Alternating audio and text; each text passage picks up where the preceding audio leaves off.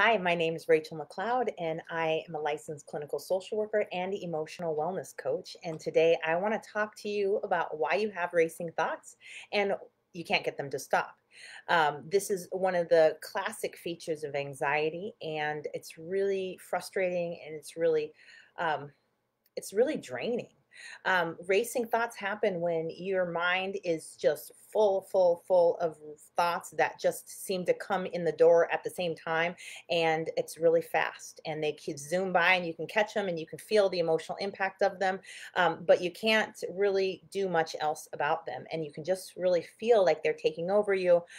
You can feel like you're out of control.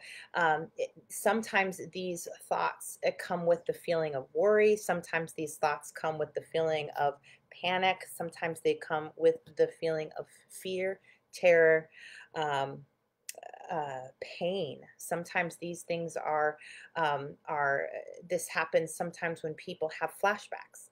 They will get the image of a very painful event that took place, and then their minds will go off and they will start racing with all kinds of thoughts. And so you can, when your mind is racing, you really can feel like you're under assault, you're under attack, you are being drug around. It's a very out of control, powerless feeling, and like you have lost total control of your mind, and you have.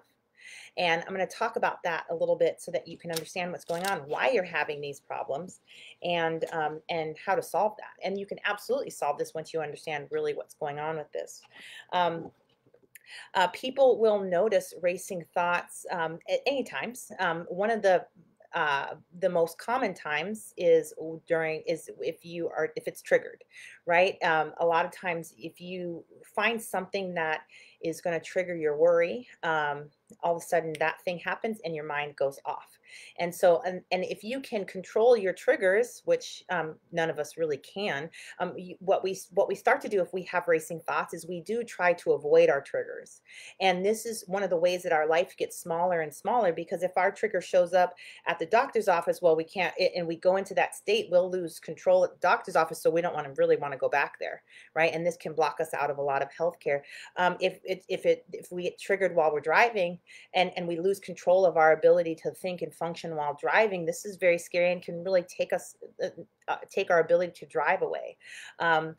This happens in relationships. People can get triggered in relationships, and the next thing you know, they start isolating, and they start avoiding the possibility of the racing thoughts being triggered, because humans, we don't like not having control of our brains. It's not fun, and it's very painful, and it's really can be very traumatizing. Um, so when those triggers come up, then we can really start the racing thoughts. Some people are lucky and their triggers only come up once every 10 years, right? And that's, I say lucky, but sometimes because it doesn't happen very frequently, people don't think, oh, I need to solve this problem. But I would recommend that. But some people have triggers all day long. They are hammered, and so they can really feel like that they need to solve this problem right this very second. But sometimes, the more you have, the more you feel like, I don't know if I'll ever come out from under this, and it's very, very painful. And then we start coping in other ways. So triggering is triggers, and I'm going to use the word triggers because everybody's triggers are different. And it really, triggers have to do with your survival system making the interpretation that something that is said, a sound that is made, a temperature, a visual stimulus, a visual image that you see, a touch, that is dangerous. And that can be anywhere, and it can be anything for anyone, and it can be even more than that, right? I'm just giving you some general things, but we can all have similar triggers, but usually our triggers are very specific to who we are. And that's why it can be really hard to find those triggers and really to respect those triggers, because we're like, well, they're not triggered by it, but you are, and that's really what matters. Or people say, I shouldn't be triggered by this. Okay, I get that, but you are, so we need to deal with that. So anyway, that's one of the times racing thoughts comes up. Racing thoughts will also come up after a recent traumatic event, because your brain is scrambling, trying to find understanding and meaning here. It needs to really keep you safe. And it's like, I don't even get what is happening here. And what about this? And what about that? And it's really just moving at a really fast pace so it can resolve, and really create a plan and come up and really feel like it can be safe. And that's an important process, and there's really nothing wrong with that process except for that it just doesn't feel very good. And there's a lot of things that you can do to help that process along, once you know how to really work with racing thoughts. Another big time of racing thoughts can really be right before bedtime. And this is because one of the fantastic things about your brain is that things can kind of take turns. But what we found is that your prefrontal cortex, your thinking center, which is also the seat of your inner healer, is the most active when you're resting. This is why if you have racing thoughts, you learn very quickly, don't get caught resting, relaxing, or stopping, or just having your mind empty floating around, because you're going to start having anxiety symptoms. Because once that inner healer tries to get up and get busy healing things, it's going to go touching all up on your business and bringing up old stuff that you don't want it bringing up. And, oh, what about this problem? That's when your brain really wants to start solving problems, is when you're relaxing, because you're not doing anything else. And it's like, okay, I don't need to be thinking about all the things. Now I can have time to go back in and do the healing work I need to do. And that would be great, but a lot of our systems are blocked in being able to do the healing work it wants to do and is capable of doing. And so therefore, we've learned that it's not going to work and it's just going to be bad. And once that inner healer gets going up, then we're just going to have thoughts. We're going to lose control of our brain, and that's going to be terrible, and it's exhausting. And so we learn never to relax. And so, because then we never allow our inner healer to do the healing work that it needs to be doing, and getting stuck. It gets stuck, right? And so we don't go into those anxiety states because we can stay busy. And what's interesting right now is introduce quarantining, and now you have to be busy. You have to be still a lot. There's nowhere to go, nothing to do, and this is really causing people a lot of problems because their inner healer is like, "Oh, remember that thing that happened in the fourth grade? Or remember that thing you've been suppressing for like the last 20 years? You remember this? Remember that? Oh my goodness, let's work. There's nothing else going on." And you're just like being flooded with all of those challenges and all of those issues and all the things you've been suppressing and all of that. And now your brain is racing around with it because you don't have the same schedule that you were using actually to keep your brain from going there and to coping with unresolved issues. And so this is why this whole quarantining thing can really be a powerful time of healing, or it could be a powerful time of suffering for many people with anxiety, depression, or traumatic stress. And if you don't have the right tools to help your inner healer do the work it wants to do, it's trying to work, and getting nowhere. And that is painful and exhausting. But if you do have the right tools and strategies, then you can really put that in. One of my clients was telling me, she's like, if I hadn't done this work, I would never be able to make it through this whole quarantining situation. Another one told me, like, oh my gosh, if I did, I would have been institutionalized. And I believe her, because it was tough. And so we can, because if we know how to help the inner healer move the stuff through, we can create any healing we need, right? And we can really use the racing thoughts to heal, as opposed, because that's the racing thoughts are a function, is a product of your brain trying to heal itself. And so if we can help it out, then it can finally unblock itself and go. And that's when we start growing. We start coming into like post-traumatic growth, and we start coming into more of our function and more of our ability to be our authentic self in these moments when it would have triggered us and knocked us out into racing thoughts, that looping pattern, very quick, fast looping pattern of thinking and overthinking and catastrophizing. And in a very short time span, someone who's having racing thoughts can think through 3 ways they can die, 2 ways that somebody else can die, 16 ways to catch COVID, and how they're going to fail in their next Zoom meeting, like in a very short amount of time. That's a lot. Like, the brain doesn't know the difference between you actually experiencing something and you imagining it in very vivid detail. And so all those racing thoughts about watching how many times ways you can die and all this stuff, your body is being washed in the chemical reaction of that just as if it was happening. And that's one of the reasons why this can really make us physically ill. Right? And it's just these racing thoughts, and it's a high, I mean, all thoughts are chemicals, right? It's your body's building chemicals, which are thoughts and all that stuff. And then it has to, when the thoughts are done, it takes it apart and gets rid of it. That's a lot of work. And you're burning up a lot of your vitamins and your minerals up in there just in a short amount of time. And so racing thoughts are really draining, not only mentally and emotionally, but they're very physically draining as well.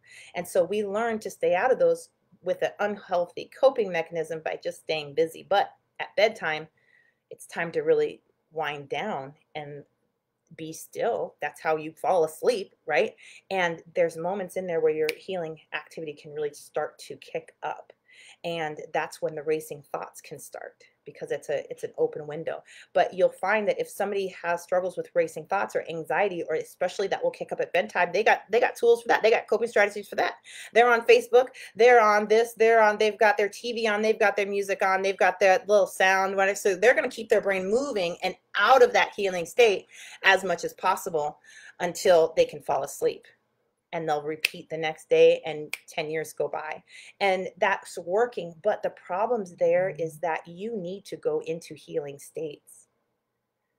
The body is designed to heal itself. And if you're preventing yourself from going into that state because it's too painful to go there, you've got to get some urgency about getting that back, getting your healing function back. And that means helping your brain heal whatever it wants to heal that's generating the anxious thoughts, the racing thoughts. Hold on one second. All right. So those are 2 times when people can really have those are 3 times we talked about, 3 times the brain, we can really have racing thoughts. And you know, if you've had racing thoughts your entire life, you're like, this is just life. This is just how it works. I remember that's where I was at. That's why I made it to, I think I was 29 before I got my anxiety, my obsessive compulsive disorder diagnosis, because I just thought this was how brains were. I just thought, you know, just have some out of control times and, you know, cry a little bit here and cry a little bit there, and, you know, run around in circles several times a day, and, you know, right? I'm fine. Especially if you're high functioning, you can really get away with a lot of mental illness and a lot of emotional pain, and nobody knows. And let me tell you what, that creates a lot of loneliness and a lot of isolation. And so these racing thoughts, I want to bring them to your attention because I want you to understand this is not how you're supposed to function. This is pulling away from you and it's draining you. Also, one of the other things about racing thoughts is that it generates like an energy vacuum. No, not a vacuum, like a swirling whirlpool, right? And it can start over here in the corner that kind of sucks you into it. And you could be trying to do your thing and you're like, okay, yeah, there it is. But there's so much emotional energy that kicks up over here, sadness or grief or anger or fear or worry, that we can start to like pull into it. And next thing you know, you're playing with your kids, and next thing you know, you're kind of glazed over because all the thoughts going on, you know, and you're like, oh, sorry, excuse me. Right. And because it can really pull you there. You're in a business meeting, you're in Zoom, you know, doing your lives now, your face-to-face conferences, and, you know, and all of a sudden this stuff starts, and the next thing you're going over here and you're trying to pull yourself back, but you can feel that pull, and that's exhausting because you're having to be in and out and in and out. And instead of just being able to be relaxed and at peace and present where you're at, you're trying to stay out of the vortex if you can, right? And so that makes it really difficult to concentrate. And that's one of the features of an anxiety disorder is difficulty concentrating. And that's because there's so much mentally going on and emotionally going on that it's pulling your concentration and your focus and your ability to do that stuff. It's like it's draining the bandwidth there, and so you're not able to just really be present, or to to concentrate. You might find yourself trying to read the same book over and over again. You might see yourself checking out in the middle of movies. You might see yourself, missing gaps in conversations with people because you're just being pulled into that place. And a lot of times people have a lot of racing thoughts. It Let me tell you a couple reasons, right? We have these racing thoughts because we have unresolved issues that we haven't resolved, whether there's trauma or problems or anything that would generate pain. We just haven't fixed it. We haven't resolved it yet. And the brain never forgets, and it can be 20 years later and you're like, why am I still doing the same thing? Well, because your brain isn't finished with it and it would like some time to finish it. Please now, thank you. And now is forever eternity, right? And so this is why people can go to their grave with an anxiety disorder, and you think, get over it already. The brain doesn't work like that. It can get over stuff, but there's a process that it takes. And if you don't go through the process, you're just telling it, get over it. It doesn't care. It doesn't care what you say. It doesn't care what you want. It doesn't care what you know. It cares, did I resolve it or did I not? And once it resolves it, it will let it go, because that's part of how the brain heals itself. It's just like a digestive system. You eat your food, you process it, and then, it comes out the other end when you're done. And these events are the same way. And they go in and they get broken down, and then your brain throws out what it doesn't want, and it just uses the rest to build. But many of us can't get that through the emotional and mental digestive process. And so it's like it's stuck in our emotional and mental stomach, and we wonder why we have all these problems. If you had physical food stuck in your stomach, you would have lots of problems. This would be a state of emergency, but we do this to ourselves all the time, and we're just like, suck it up, buttercup, let's go. And we're creating problems for ourselves. And for our children, and for our loved ones, and for our employees, and for our bosses. I mean, if you're just not processing this stuff, has such big implications for all that we're doing. Another reason why we're having, not only have we not processed something, but we're having a lot of racing thoughts because we're ignoring it. We're ignoring these problems that we have. We're ignoring these big feelings that we have because it's not going to work anyway, or I'm going to fall into the abyss. We have so many reasons why we're avoiding our problems, and why we're ignoring these emotions that are going on, and why we're suppressing them over and over again. We have so many stories. I hear them all the time, and it's heartbreaking, because people want freedom from this, but they won't necessarily do what it takes to get there, because it requires not suppressing, ignoring, or avoiding problems, right? Now, I don't want you to be horrified and terrified and lose control of yourself and all that, and like all the excuses that we make, and the reasons why we're afraid to do the actual healing work. I don't want that for you either. But the bottom line comes, we can make this easy, and we can make this gentle, and we can make this simple, but we're going to have to do it.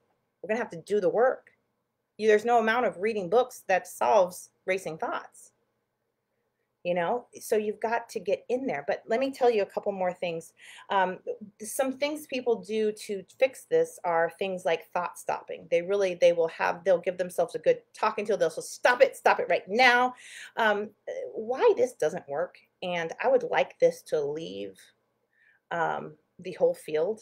I don't even know where this came from or how old this is. I don't even want to take the time to research it. Like, I'd like this just to vanish, this thought stopping piece. Okay, my brain just submitted to me the valuable piece that it has. And the valuable piece that thought stopping has is that you are aware that your thoughts are running away from you. Okay, so I will give it that credit, but can you just be aware without trying to stop the thoughts? It's like trying to stop a freaking train with your bare hands. I'm not with that. Okay. And you can have some success, but the success ends in being suppression. And which means you're just going to have the problem again in the future. And then it means you're in this suppression dance, and you got to stop the thoughts, and I don't find value in that. And so you can write me, you can post, we can do that. But that's my feelings. And this is my channel. So I'm going to say them. I don't like thought stopping. And let me tell you what, I also don't like how people implement it. Right. I've had some clients just effing stop. That's what they're talking to themselves. Like, stop doing this. Just get over it already. Stop it. Like, that's abuse. Like, if you wouldn't talk to somebody else, like, how are you going to get healthy abusing yourself? Please let me know. Okay. And I don't even want to know the answer to that. Okay. So don't let me know. But thought stopping doesn't work because the reason you're having the thoughts that you are is number one, your brain's trying to heal itself. That's a good thing. Okay. Number two, the reason why you're having thoughts going off, racing thoughts is because your survival center is experiencing a lot of emotion that it cannot get through from here to here, and it's trying very hard. And this part is very intense about solving the problem. And so you've got two things that are trying to do the things and they're trying to help you, but it's creating a lot of problems. But what if you just help this part of the brain get the emotion into this part of the brain and this part of the brain to help solve the problem? Because it needs the emotion to solve the problem.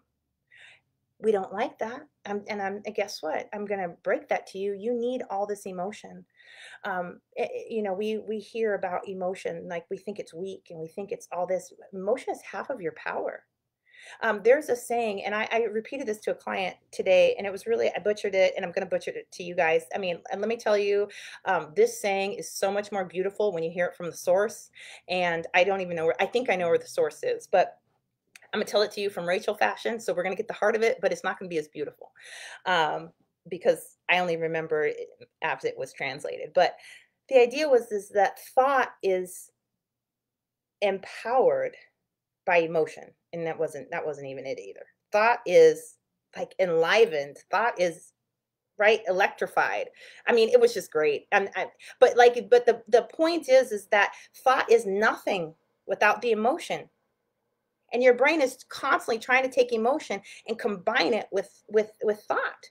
And it's trying to take thought and combine it with emotion. That's it. That's what it's trying to do all the time. And if there's things like you're saying, nope, I'm going to keep that suppressed, I'm going to avoid that, you're telling your brain you can't have the power. Sorry. I know you're trying to get it over and over and over and over and over and over and over again, but you can't have that. Right? And your brain is so neurotic. I mean, this is not a thinking center. You can't it's not a rational center. And your subconscious mind does not resolve any conflicts. It doesn't measure things. It doesn't think about things. It doesn't rationalize things. That's not the function of your subconscious mind. So we're trying to rationalize with these two very powerful parts of our brain that don't work like that. You're not even speaking the same language as your survival center or your subconscious mind. And you're mad that they won't stop.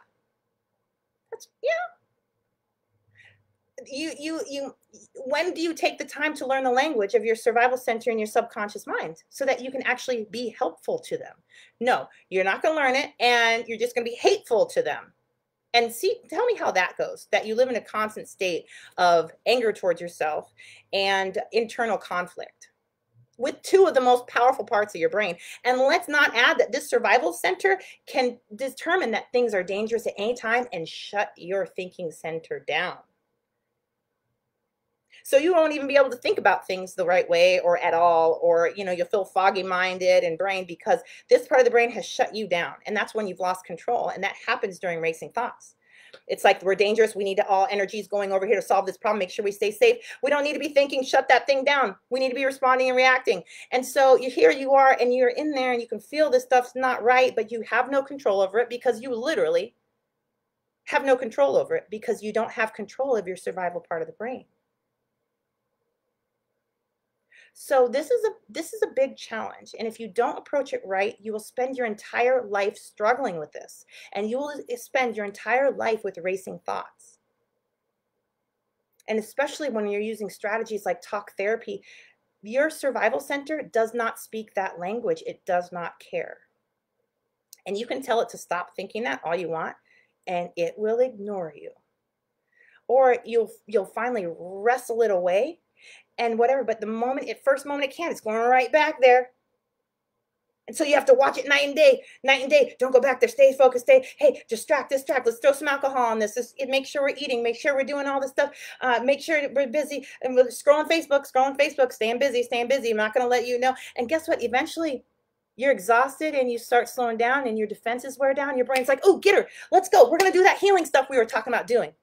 She's down. She can't watch us as hard. And it's going right back. Like, let's end the struggle and start working with the brain in really powerful ways. It's easy, right? And I know you can hate me for saying that. I understand. But when you've been doing it so much and you get result after result after result, you're like, this is easy, because it is.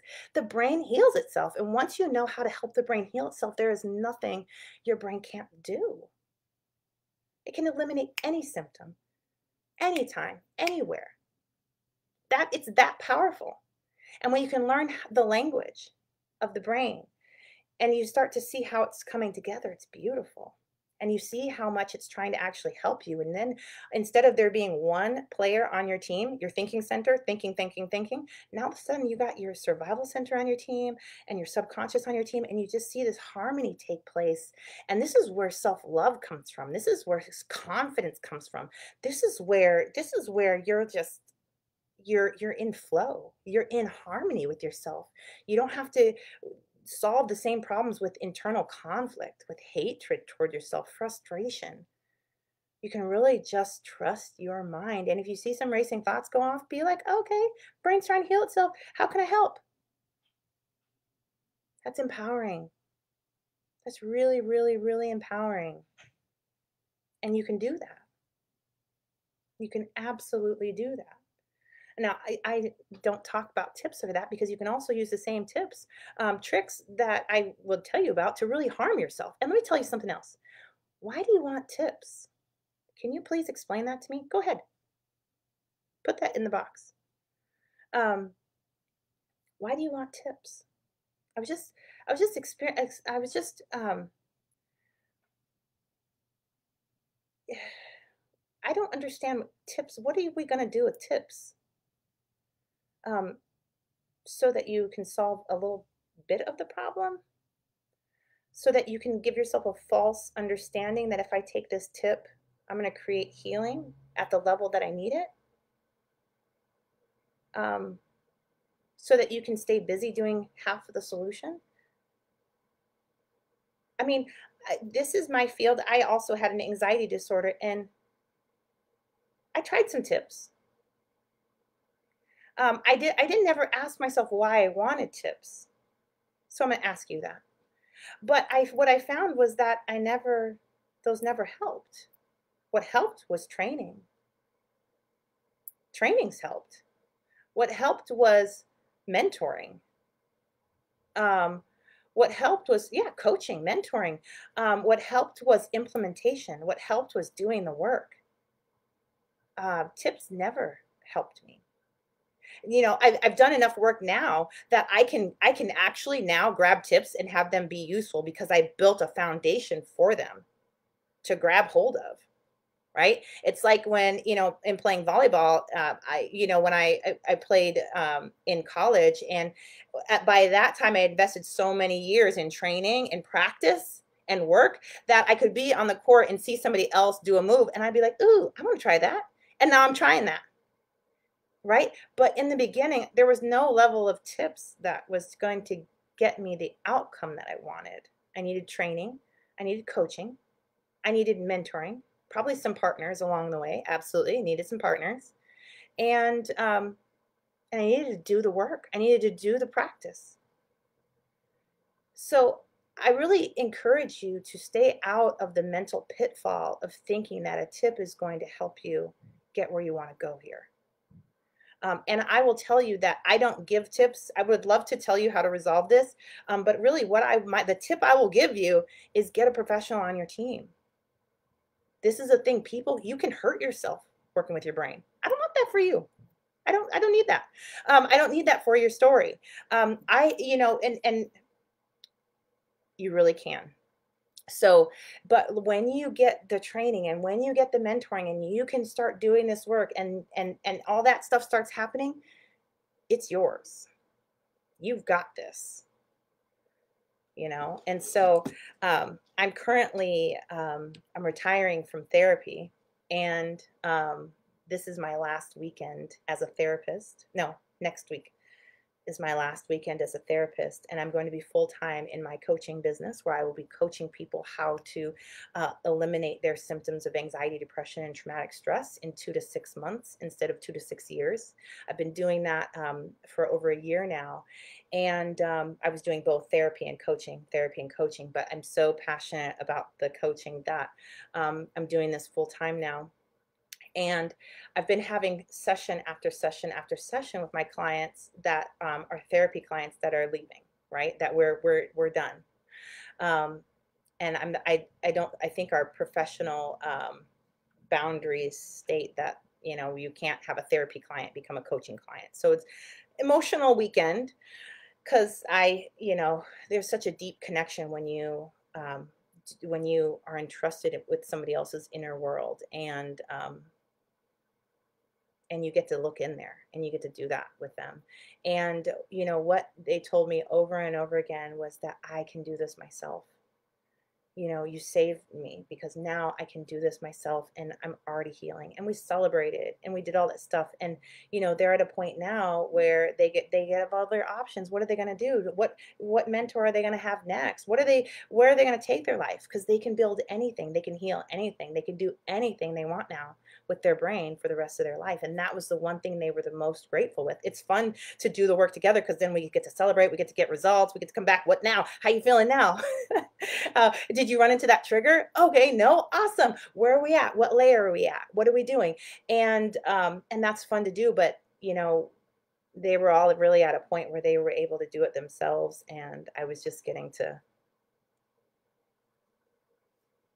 be partners with them. So I'm just saying, get the professional help that you need to really be successful at this.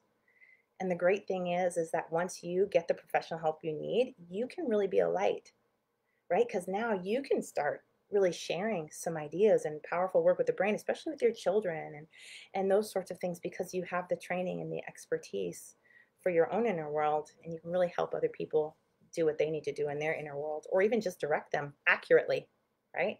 And we can get rid of all these myths. So you are welcome to go ahead and make any questions or comments that you have that you would like to do.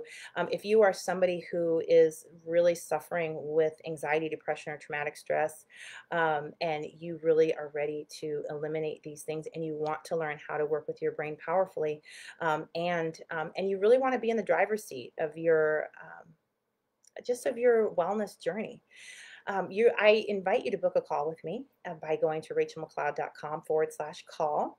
And I'll spend an hour with you at no cost. This is a service I offer to help you figure out what's going on, what you're struggling with, and where you want to go, and then really to help you with a plan, develop a plan for that. And so I don't know if I can help you or not. That will happen during the conversation. And but if I can, I'll show you what that looks like. And if not, I'll steer you to what would be better. Because really, at the end of the day, this is about your healing. And if I'm part of your journey, even just for that one call, that's awesome to me. And this is an opportunity for somebody who is ready to take action. Because when I put a plan together with you, and you're in agreement with it, you're like, oh my gosh, yes, like, let's do the plan. Whether the plan is with me or with somebody else, it's time for doing, right? And so that's the reciprocation that I want. And if that's you, go ahead and grab that spot on my calendar. And if it's not you, keep watching the videos, keep on your journey, because you are going to get exactly what you need in there. But let that desire to heal, let that desire to eliminate your symptoms continue to grow, because it's a real thing. People are doing it, right? And it is amazing. And it's really just such a let me tell you a couple of things my clients have said to me this week, because I really think I would.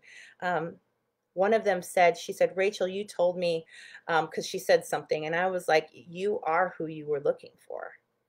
Because I know what she's looking for. And I'm like, it's you. You are who you're looking for. And we ended that conversation. But today she said, you know what? I am who I was looking for. She was like, that is powerful. I would never have been able to really meet my needs the way that I am meeting my needs. And she's actually doing it. She's meeting her own needs. And that's because her brain function is there, and she's eliminated symptoms and trauma, and she's stepping in to really be that person for herself. I had another one.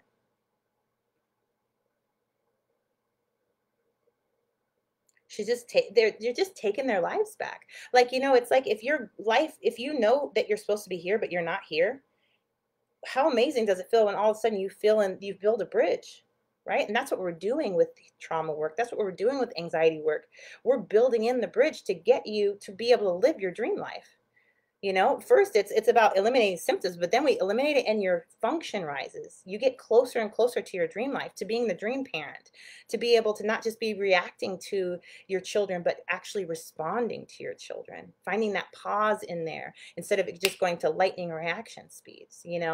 So that's really what I want to share. I want you to get your healing. I want you to know that it's possible. I want you to raise your standards and your expectations about when you're interacting with people in our field, and so that you get yours. Okay. All right. Okay. I think that's it. I don't see any questions or comments, so I'm going to go ahead and jump off. Wonderful talking with you all. I will see you next time. Take care.